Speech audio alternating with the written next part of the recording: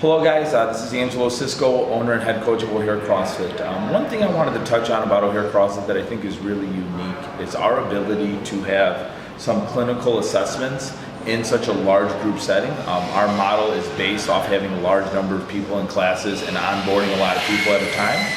And one of the biggest things that makes us unique is our ability to have assessments like I'm going to show you here to really help us identify our athletes, their weaknesses and their strengths, and then how we can make it a lot better for them in class. So every time you come into our on-ramp or fundamentals program, you do these assessments. They're all shared with all the coaches. As the programmer, I look at all these assessments and put it into our programming, especially if we have any issues or challenges with people as far as prehab work or mobility in the warm-ups or single leg and single arm strength and stuff to get more core stability. So this really gives us a really good picture of where people are at. I'm really hoping more CrossFit gyms get into something like this, especially with the incredible accessibility we have to it now and how there's so many tools to make this more scalable. So I have Tito with me. The first assessment we're going to go through is the FMS. This is the functional movement screen. This was basically designed by Lee Burton and Gray Cook. What I love about this is that it's very uniform. It's very simple to do. There's 7 tests a part of this. And also too, once you become certified in it, it's a mobile application, so it's really easy for us to get the information. And then what's really cool is once I'm done with Tito, I could plug it all in and he could get a copy of the assessment so he could be empowered by what's going on with his body, so we're both on the same page. Because oftentimes I have an athlete come in, they're like, yeah, there's nothing wrong with me, I've never had any injuries, and then 20 years ago they messed up their ankle and it's been jamming them up since, and then we really aren't on the same page with that. So this assessment kind of brings those things to life, where a lot of us may have forgotten some past traumas or little nagging issues just because they're not hurting us right now. So I'm going to take you through all the 7 screens relatively quickly, just a brief overview of why we're doing them and what we're hoping for. So the first one is a deep squat test. So Tito's going to put the PVC on top of his head. Good. He's going to get his arms to 90 degrees, and he's going to press them straight up. Good. Next thing he's going to do is make sure his feet are just shoulder width apart, and his toes are perfectly straight. Although we do allow people to turn out their toes depending on hip and limb length and all those kind of things, for this test you want to keep the toes straight. And you're just going to tell the athlete, really nice and controlled, press up against her, squat down to your lowest position and hold it for me. So Tito would squat down. And then back up. Beautiful, one more time. You have everybody do 3 tests. You're just going to do one more so you guys can get an idea of this. And then back up. Beautiful. As you can see, Tito has a wonderful, wonderful squat. There wasn't any issues there, so that would be a 3. This is really good. He would be cleared to do any kind of Olympic lifting. Obviously, overhead squatting's in his realm and everything like that. So this is something really important when you're getting athletes onboarded, that you really know where they're at and not. If their squat looks something like mine, which, here we go, is something to laugh at, something like this, in this position with my heels coming up and falling forward and all those kind of things. It's our job as coaches to really assess that and help people not do that. The next thing that Tito's going to do is he's going to step over here. He's going to be actually facing me. He's going to put this behind his back. Now this is where I think this gets really unique. He's going to have his feet together, touching the board. He's got to step up and over the board. This is what's known as the hurdle step. This is a huge indicator if somebody's going to have an issue with any kind of single leg movement, but also in specific, I think this is a really good indicator if people are going to have problems when they're running. A lot of athletes come to us, shin splints, plantar fasciitis, all these different kind of issues, and this is a really huge indicator. So he's going to step up and over this string, only let his heel touch, and then try to bring it back with control. The test is 3 per side, but we're just going to knock out 1 or 2 just to give you an example. Go ahead.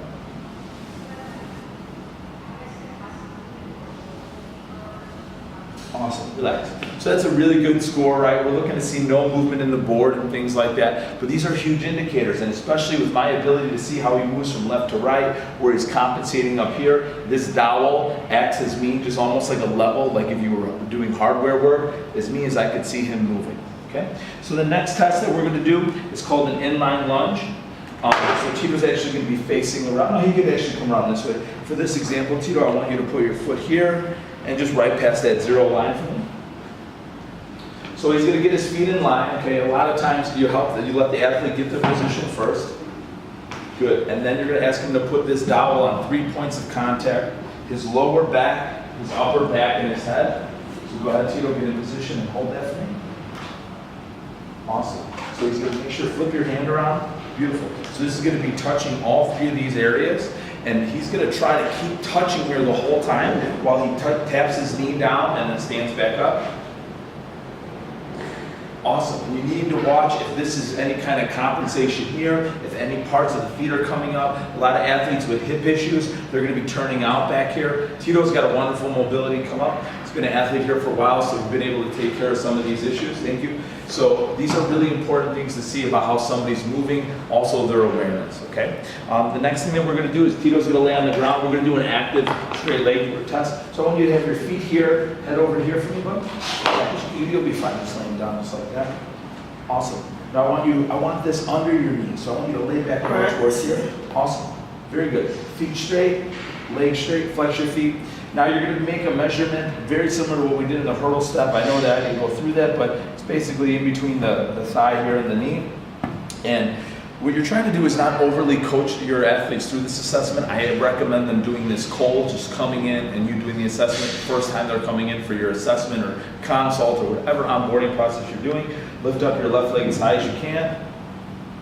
Beautiful. So he's got a really good hamstring. Good. Come down. But one of the biggest indicators too is watching this other foot and seeing if it turns out. Go ahead. As he gets the full range in his hamstring. He's really good here. A lot of athletes turn out like that. That's just another sign of compensation. All we're looking for is more data, more clear picture, more learning. Okay? Good. Tito, stand up.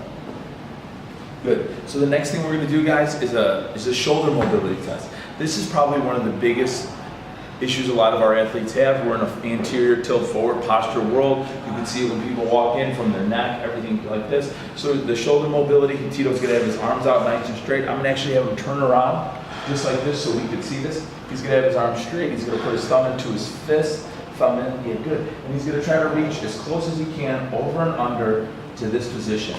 And you're going to measure this distance. As you can see, Tito's has a really good one. Come back out. The distance is basically measured off the length of your palm. Go back in there. Go ahead. Awesome.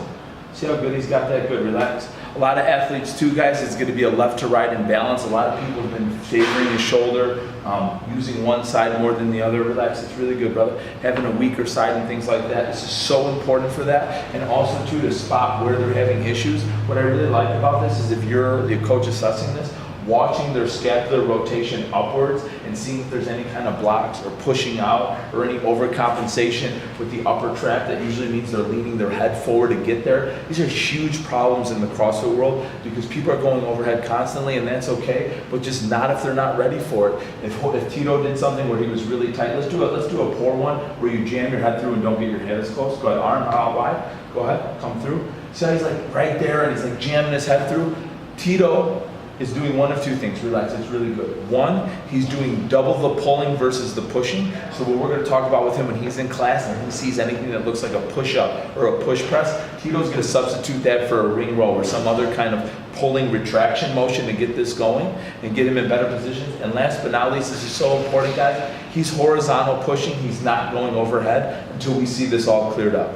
You're asking for injuries if you're not doing this for your athletes. And this is so important, okay? Next thing that we're going to do is a push-up test. So Tito, get to the bottom phase of a push-up. Good. And for you, for men, I want you to line up with your forehead, your hands with your forehead. Just your hands. Good. Everything nice and tight. Make your body nice and rigid. And just do a push-up. Good. Lower down with control. Awesome. Do another push-up. Very good. So he's got really good upper body pushing. But one of the biggest things that I'm looking at is the second rep. Come back down. Is if he, now arch, when you come up on this one. Arch.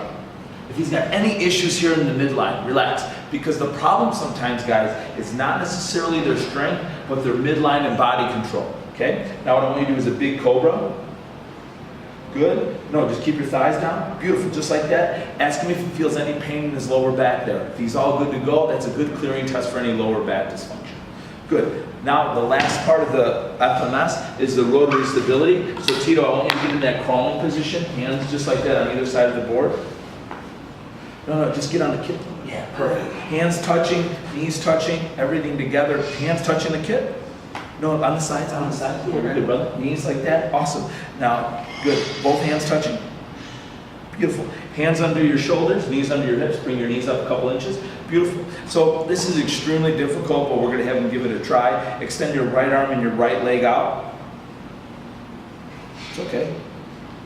Same time? Or? Same time. Good. So relax. It's totally cool. A lot of athletes have a hard time with this, guys. This is an incredibly difficult thing. Very few people have been able to do this. So you move down to another step. You're going to go opposite on this one. So extend your right arm and left leg at the same time. Pause. Now get your right elbow to touch your left knee. Bring everything in. Contract. And then re-extend. Beautiful. Relax. So he would be a 2 here out of a 3 on the scoring assessment. You guys can look that up later if you guys need more help on it. But this is really important to see his motor control and how functional he is here, and his abdominals, and his ability to be on 1 or 2 legs, or 1 arm and 1 leg, and vice versa, and unilateral and things like that. This is really important when you're figuring out how he's moving, and his total body, and also his motor control, which is one of the biggest issues I think that gets overlooked in CrossFit. Is there's mobility, there's stability, but then there's this middle thing of having motor control, your ability to move through these ranges of motion. So this is really, really good. Tito, stand up. That's perfect. That's the FMS, guys. The next thing that we're doing, guys, is something that I think is extremely unique to O'Hare CrossFit. The FMS, I don't know if it's extremely unique to OCF. I know a lot of gyms have been doing it, and I hope more do it. It's a wonderful thing to have. But the next thing I haven't seen many gyms do is the Y balance.